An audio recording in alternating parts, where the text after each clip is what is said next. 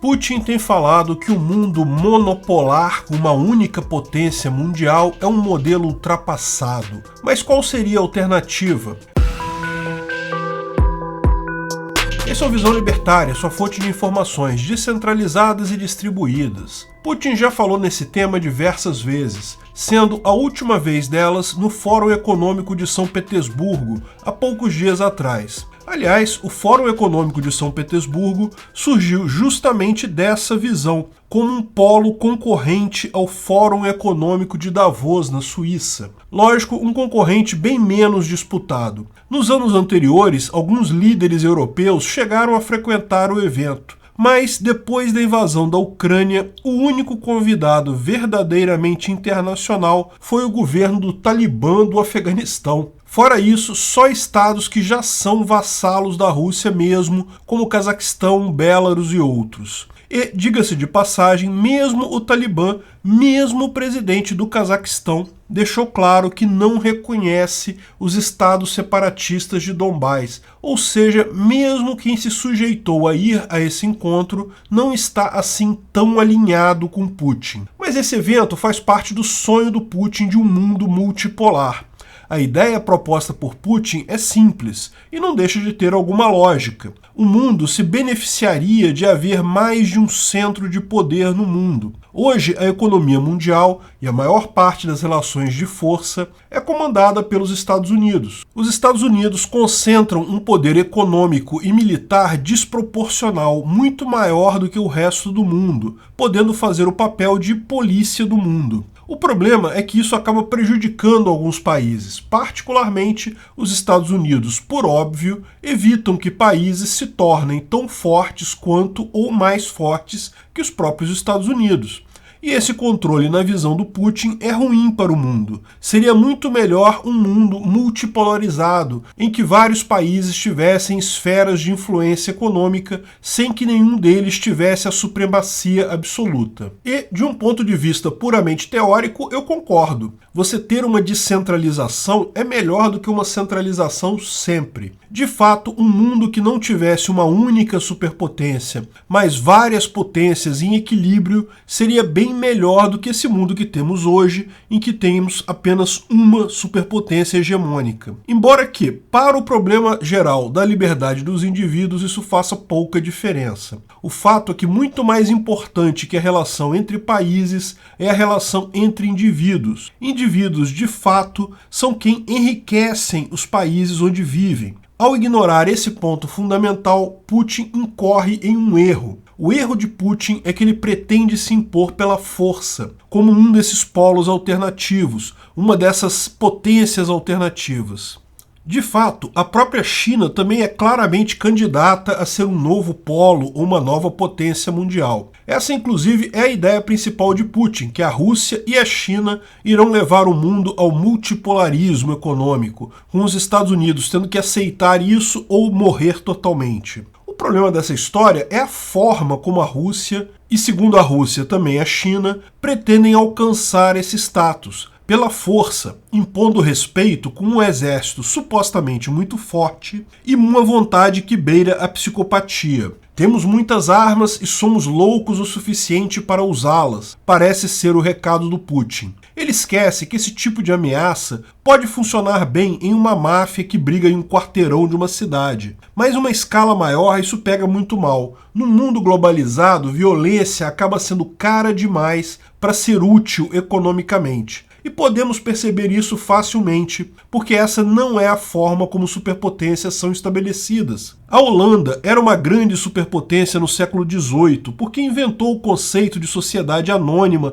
que permitia separar o risco do investimento. A Sociedade das Índias Ocidentais foi o primeiro exemplo de uma empresa que você podia comprar ações, e o pior que poderia acontecer, você perder essas ações, porque de outra forma você poderia perder muito mais do que só as ações se a empresa quebrasse. Essa forma de investimento trouxe mais liberdade, mais facilidade de fazer negócios. Naturalmente, a Holanda se tornou um país muito próspero, muito rico e o primeiro líder mundial. Pouco depois disso, a Inglaterra adotou o mercado de capital, como já havia na Holanda, e mais a Revolução Industrial, Novamente, um novo grau de liberdade econômica e facilidade para fazer negócios foi fundamental e consolidou a Inglaterra como uma potência mundial e a libra inglesa como a principal moeda mundial. As seguidas revoluções tecnológicas e financeiras, geradas muito mais por cientistas inteligentes do que por estímulo estatal, nos lançaram nessa grande era de abundância que é a sociedade moderna. A Inglaterra tinha sim um grande império, colônia em vários países. O sol nunca se põe sobre o Império Britânico, mas não veio daí o seu status de líder econômico. Isso veio da liberdade para fazer negócios, da simplicidade e do respeito por contrato. E a prova disso é que ela se desfez de quase todo o império nos séculos seguintes sem perder a relevância. Além disso, o próximo país a dominar o comércio mundial foi os Estados Unidos, mais uma vez devido à enorme facilidade de fazer negócios, liberdade econômica e respeito a contratos. Os Estados Unidos nunca tiveram um grande império, algumas poucas ilhas por aí, e a Libéria, que durante um curto período foi colônia americana, mas certamente nada significativo. O ponto central é esse. Putin parece achar que um país primeiro obtém poderio militar e com esse poderio militar ele subjuga todos os países, trazendo-os para sua esfera de influência e assim se torna uma potência mundial. O processo, porém, é exatamente o oposto. Um país apresenta facilidade, liberdade, estabilidade e respeito a contratos, o que faz com que muitos países, muitos indivíduos em outros países queiram fazer negócio ali. E daí ele forma uma grande esfera de influência, fica muito rico e pode até bancar uma grande força militar. Democracia é um grande fator de estabilização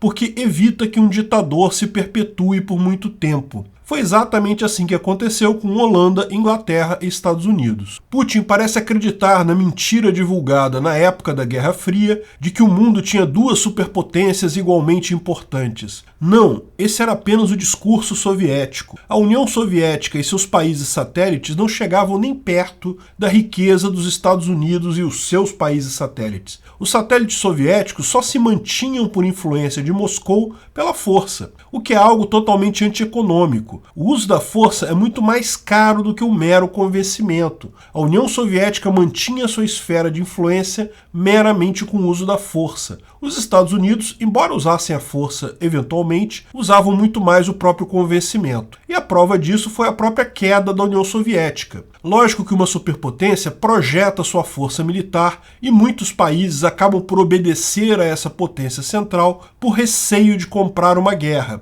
Mas tenha em mente que manter o poder exclusivamente pela força é antieconômico. Antes de mais nada, as pessoas devem estar razoavelmente convencidas de que é melhor para elas, de qualquer forma, obedecer a tal superpotência. Quanto mais os países, e muito mais importante, os indivíduos sob o domínio soviético tinham interesse em se alinhar ao Ocidente, mais difícil ficou para a União Soviética manter o domínio. E, de certa forma, essa tentativa patética da Rússia de capturar território na Ucrânia para trazê-lo de volta à sua zona de influência mostra o quão ruim é a estratégia do uso da violência. Antes da invasão russa, ainda haviam pessoas pró-Rússia na Ucrânia. Agora não tem mais ninguém. Mesmo que a Rússia consiga, com o uso absurdo de força, submeter a Ucrânia, o custo disso no tempo será tão grande que a ruptura será inevitável. O fato é que ninguém duvida que o poderio americano já não é mais tão grande quanto já foi no passado.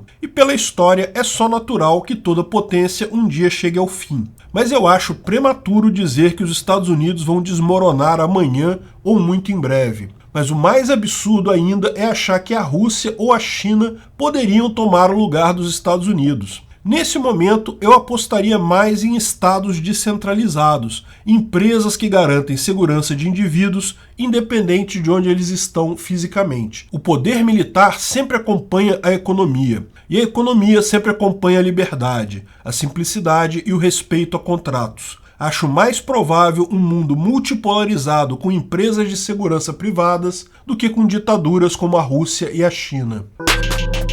Obrigado pela audiência. Esse vídeo foi um oferecimento de armataweb.com, cloud e serviços de data center. 100% de compromisso com a satisfação e privacidade dos clientes. Aceitamos Bitcoin. Veja o link na descrição do vídeo. Se você gostou desse vídeo, clique no like e compartilhe ele em suas redes sociais. Se inscreva no canal para nos ajudar, clicando no botão vermelho abaixo. Se quiser ser avisado de novos vídeos, clique no sininho ao lado. Se você quiser comprar camisas e outros itens do Visão Libertária, veja nossos itens no site Pimenta no Café, pimentanocafé.com.br/Visão Libertária, tudo junto sem acento, ou clique no link da descrição. Até a próxima!